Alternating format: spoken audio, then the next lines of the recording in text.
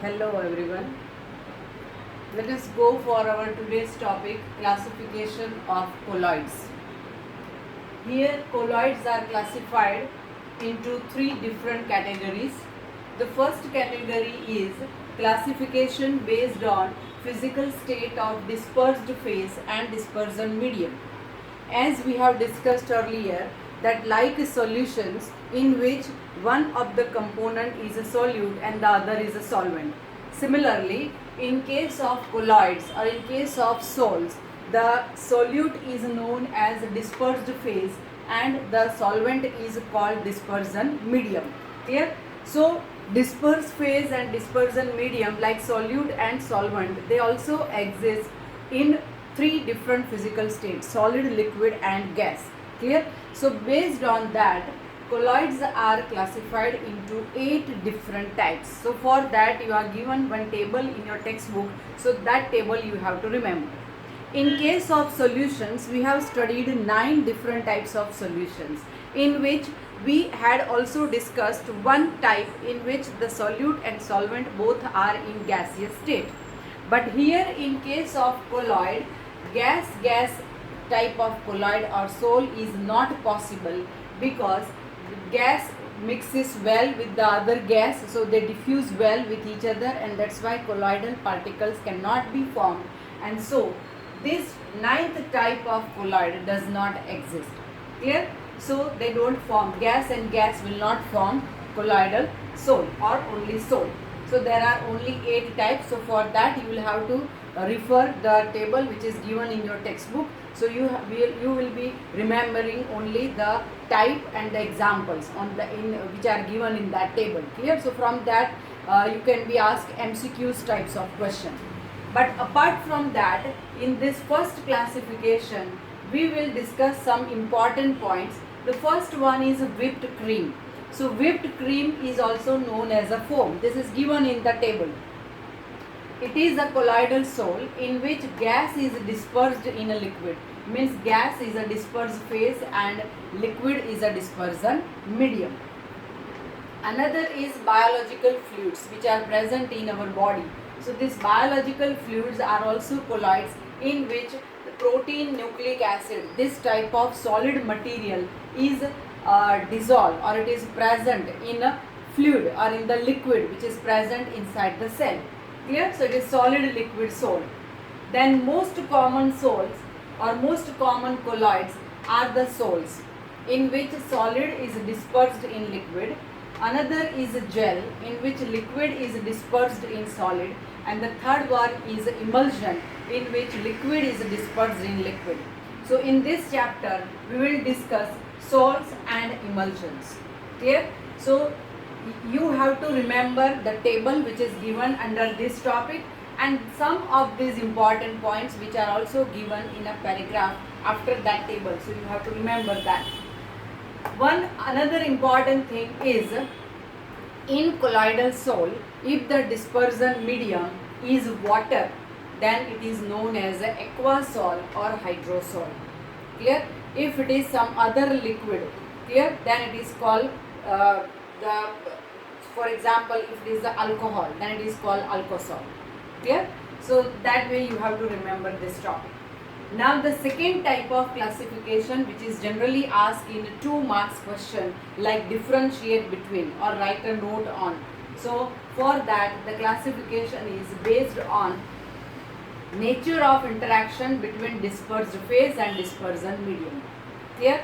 So dispersed phase, and like solute and solvent, they have some interaction between them, and only then the solution is formed. So likewise here in case of colloids or sols, if there is a attraction between dispersed phase and dispersion medium, then only it is possible to prepare colloid.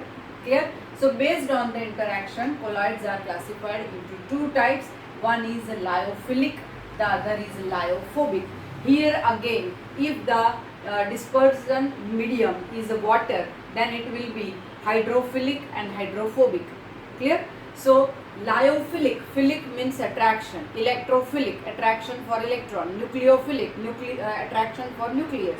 Like that, lyophilic, they are liquid loving, means here the dispersed phase has attraction for dispersion medium.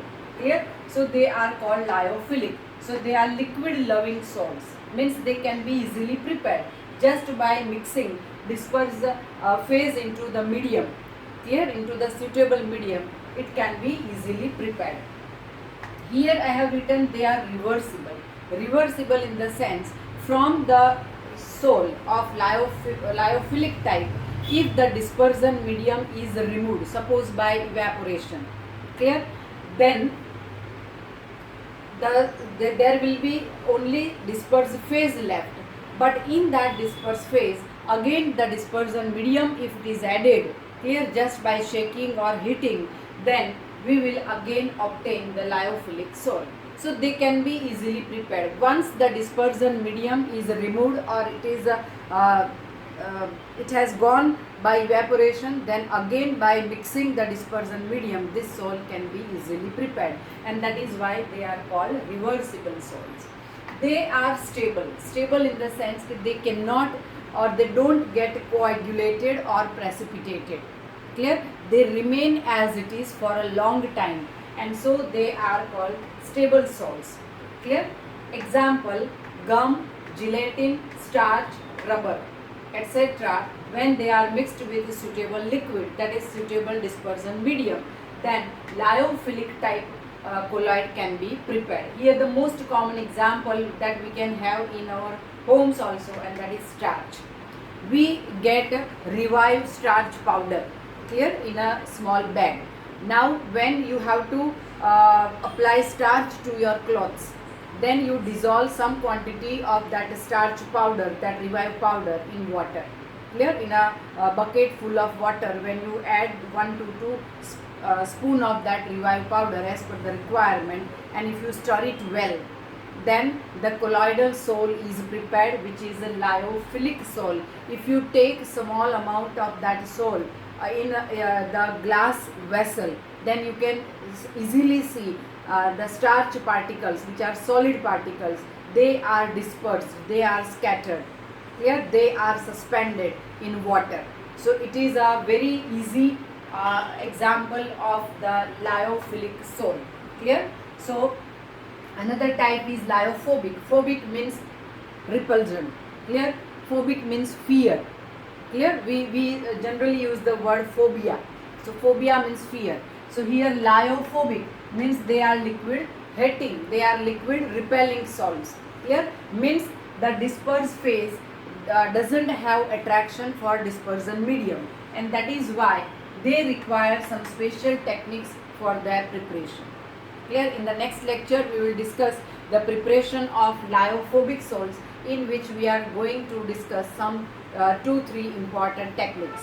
So here lyophobic salts, which are liquid hating or liquid repelling salts, and that is why they cannot be prepared just by shaking or heating, but they need some special techniques. Clear? They are irreversible, means once the coagulation takes place, once the precipitation or aggregation of the colloidal particles take place, after that, clear, it is difficult to convert it back to the colloidal salt. Or once the dispersion medium is removed from the salt, then again it is not possible to add dispersion medium just by simple techniques. Clear? And that is why it is an irreversible salt. So lyophobic salt is an irreversible salt. Once it is destroyed, once it is precipitated or coagulated, it cannot be converted back into the salt. Clear? Example: gold, sulfur, this type of salts, they are lyophobic salt. They require some special techniques. Clear? So here from this point, as I told you, you can be asked the differentiate between lyophilic and lyophobic salts. Clear? Or you can be asked in MCQs which of the following is not lyophilic salt, or which of the following is not lyophobic salt. That type of question can also be asked. Clear? Or you can be asked that write a note on lyophilic salt or write a note on lyophobic salt. So from examination point of view, this classification is very, very important. Now the third classification of colloid, it is based on the type of particles of dispersed phase. Dispersed phase means it is like a solute. So which type of particles of dispersed phase are present in dispersion medium? So on the basis of that, colloids are classified into three types. The first is multimolecular colloids. Multimolecular colloids means there are some dispersed phase, like for example here I have written gold or sulfur. Clear? Gold is a metal, but when we take the smaller particles, finely divided gold metal, and if it is dissolved in a suitable dispersion medium, it is mixed with a suitable dispersion medium, then this type of multimolecular colloids are formed. Multimolecular in the sense here the atoms, clear, or the molecules of the dispersed phase, they are not of colloidal size, but when they are mixed with dispersion medium, then they get converted into the particles of colloidal size by coagulation or by aggregation. Clear? They come together, different atoms of, for example, gold, different atoms of gold, they come together and they form bigger molecules. Clear? Multimoleculars means in this different molecules of gold, in which again there are small gold atoms. So different molecules of different size are formed, but these molecules which are formed, they are in the range of colloidal particle size. That is the range, the size of this particle will be between 1 to 1000 nanometer. Clear? So in the colloidal size particle, the size of this multimolecular colloid will range. So example is gold, then sulfur. Clear? In gold soul there are many gold molecules. Actually gold is a metal, so when we have when we talk about gold, then it is always the atom which is the constituent particle. Clear? But here it is a multimolecular, means when the gold particles, when gold atoms, when they aggregate, when they coagulate and they form molecules. Now these molecules will not be identical in size. So the gold molecules of different size, they are present as a colloidal particles. Here another example is of sulfur. Sulfur, we know it always one sulfur molecule contains 8 sulfur atoms. So individual sulfur atom does not exist, but it always exists as a S8 molecule. Clear? So when there are when we talk about sulfur sol, then there are 1000 or more S8 molecules present in that sol, and these molecules are of colloidal particle size. Clear? If the particle size, colloidal particle size is smaller than the given range, then it will get dissolved and it will form a true solution or homogeneous mixture. If it is bigger than the given range of the colloidal particle size, then it will settle down. Clear? So the particle size, colloidal particle size should be between 1 to 1000 nanometer. So here in multimolecular colloid, the colloidal particles means the metal or the dispersed phase, these particles, they unite together, they aggregate.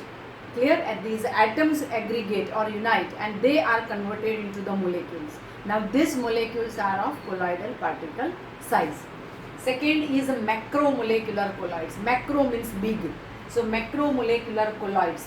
So here the particle or the dispersed phase itself is in a molecular form. They are macromolecules. Like here the natural macromolecules like starch, cellulose, protein, enzymes, these are macromolecules. Clear? In the chapter of biomolecules we will study this. So these are the macromolecules which are present in the fluid inside our body. So they are the macromolecular colloids. Man-made macromolecular colloids are polythene, nylon, polystyrene and synthetic rubber. Got it? So here the macromolecule, the bigger molecule, they are present as a colloidal particle. Their size is of colloidal particle. Clear? And so they are mixed with proper dispersion medium in order to prepare macromolecular colloid. Now the third type, which is again important, it is associated colloid. This is generally asked. See, this can be asked in 3 marks question, that discuss the classification of colloids based on the type of particles of dispersed phase or you can be asked that give brief account of multimolecular colloid or macromolecular colloid, or you can be asked in 2 marks that differentiate between multimolecular and macromolecular colloid. And as a separate short note, you can be asked that write a note on missile or write a note on associated colloids. Clear? So these associated colloids are called missils. Clear? This type of colloids are generally prepared by surface active substances. Surface active substances means soaps and detergents. Clear? Nowadays we are using liquid detergent, but suppose we have detergent powder, and if that powder is dissolved in a bucket filled with water, and if you stir it well, after some time you can see that these detergent molecules, they are in a colloidal form. They are dispersed throughout the water which is taken in bucket, or they remain suspended. They don't settle down, or they don't dissolve also. Clear? So this type of colloid, they are prepared by, or they are formed by surface active molecules like soaps and detergents. Now here the important thing is, in case of associated colloids, when the small amount of the dispersed phase is dissolved or it is mixed with dispersion medium, then it will get soluble. But certain minimum concentration of dispersed phase, if it is mixed with dispersion medium, then only associated colloid can be prepared. So this concentration is called critical missile concentration. Means it is the minimum concentration at which colloidal particles are formed, or the colloid is formed. Clear? So the critical missile concentration is a short form is a CMC, and it is the minimum concentration at which the colloidal or the missile formation will take place. Clear? There is some specific temperature required for missile formation, and that temperature is known as a Kraft temperature. Clear? So here in this topic, CMC and this Kraft temperature TK, these are the important points. Now if we want to prepare missiles from soap solution, clear, means soaps, then it's a CMC concentration, means the critical missile concentration, CMC value is 10 raised to minus 4 to 10 raised to minus 3 mole per liter. Clear? It means suppose 10 raised to minus 4 to 10 raised to minus 3 mole per liter solution of soap is prepared, then in that solution there will be missile, and in one missile there are approximately 100 or more than 100 molecules present in one missile. Means it is a circular shape that we will discuss in the next class. It is a circular structure in which more than 100 molecules of soap or detergent are arranged in a spherical pattern. Clear? So that is called one missile. So when we have soap or detergent solution, there are many missils present in that. Clear? So this is again very important topic. Okay. Now here one point I forgot to tell you, that in lyophilic salt they are stable. As I told you, they don't get precipitated or coagulated. But in case of lyophobic, they are not stable. Not stable means when small quantity of some electrolyte is added to this salt, then they become unstable. Unstable in the sense the particles of dispersed phase, they will start aggregating, they will start coagulating, and they will settle down. So if the particles, colloidal particles in the colloidal salt, if they settle down, then that colloid is of no use. It becomes unstable, or we can say that that colloid is destroyed. Clear? So lyophobic colloids are not stable, and that's why in order to achieve stability, in order to keep them stable, some stabilizers are required. Clear? So with this we have finished classification of colloids. Now in our next lecture we will go for how this missile formation takes place and how does it work during cleaning process. Clear? So that we will discuss in our next class. Thank you. Have a nice time.